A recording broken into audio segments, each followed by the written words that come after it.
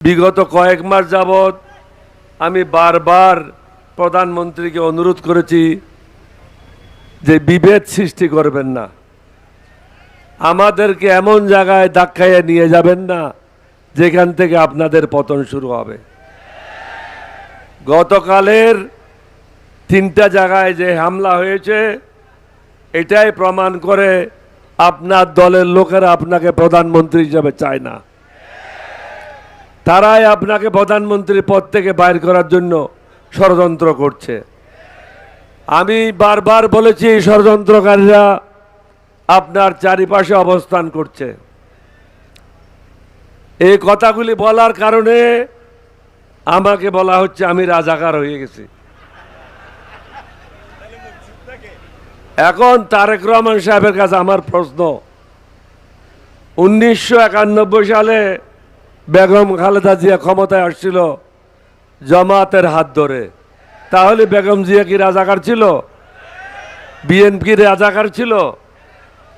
1996 সালে জামাত এবং আওয়ামী লীগ একসাথে মিলে বিএনপির বিরুদ্ধে সংগ্রাম করেছিল তত্ত্বাবধায়ক সরকারের জন্য। সুতরাং জামাত আওয়ামী লীগের সাথেও কাজ করেছে, 14 দলীয় ঐক্যজোটের সাথেও কাজ করেছে, বেগম জিয়ার সাথেও কাজ করেছে। 2001 সালে বিএনপির মন্ত্রিসভায় নিজামী সাহেব ছিল, মোজাহিদ সাহেব ছিল, আমি কিন্তু সেই মন্ত্রিসভায় ছিলাম না। তাহলে কি ওটা রাজাকারের মন্ত্রিসভা ছিল? আমার গায়ে গন্ধটা কোথায় পেলেন? আমি তো জামাতে যোগদান করি নাই। আমরা যারা বাংলাদেশের স্বাধীনতা সার্বভৌমত্ব রক্ষা করতে চায়, বিদেশিদের হাত থেকে বাংলাদেশকে নিরাপদ রাখতে চাই, বাংলাদেশের মানুষকে নিরাপদ করতে চাই, ইসলামিক আদর্শে বিশ্বাস করি, নবীর আদর্শে বিশ্বাস করি, আমরা ঐক্যবদ্ধ হয়েছি। এতে আপনাদের গাত্রদাহ হওয়ার কোনো কারণ তো আমি দেখি না। এটা ভারতের বয়ান, বাংলাদেশের মানুষকে বিভক্ত করে শাসন করা। তো দয়া করে এখনো সময় আছে, আপনার দলে যারা দালালেরা আছে তাদেরকে চিহ্নিত করেন। আমাদের কাছ থেকে আপনার কোনো বিপদ নাই, বিপদ হলো আপনার ঘরে যে দালালগুলি আছে তাদের কাছ থেকে আপনার বিপদ। আমরা কি চাই?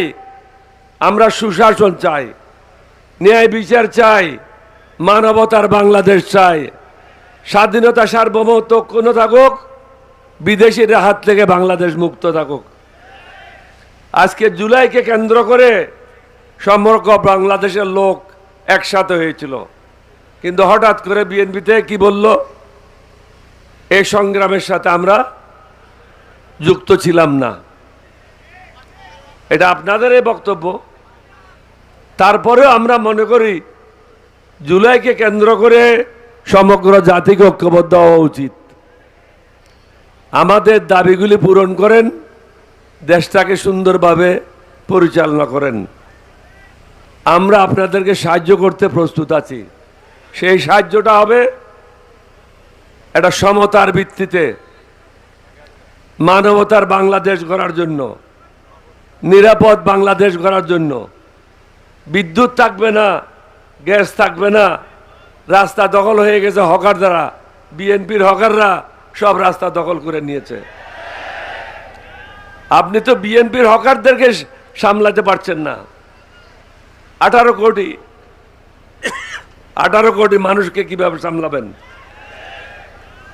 আগে ঢাকাটা পরিষ্কার করেন, তারপরে বুঝবো আপনি সত্যিকার অর্থে বাংলাদেশের মানুষের মঙ্গলের জন্য এসেছেন। আমি লম্বা করব না, জোহরের নামাজ আসন্ন। আপনাদেরকে শুধু একটাই কথা বলবো, ইরানের দিকে তাকান। ইমানে বলিয়ান হয়ে সমগ্র পৃথিবীকে দেখাই দিয়েছে ইমানের সাথে কেউ মোকাবেলা করা সম্ভব না। বেঈমান মুনাফেককে দিয়ে দেশের কখনো মঙ্গল হবে না। আপনারা কি ইমানদারের কাতারে আছেন? এটা হাত তুলে দেখান না। সাংবাদিক ভাইরা দেখেন, ইমানদাররা উপস্থিত হয়েছে, যুদ্ধ করার জন্য প্রস্তুত।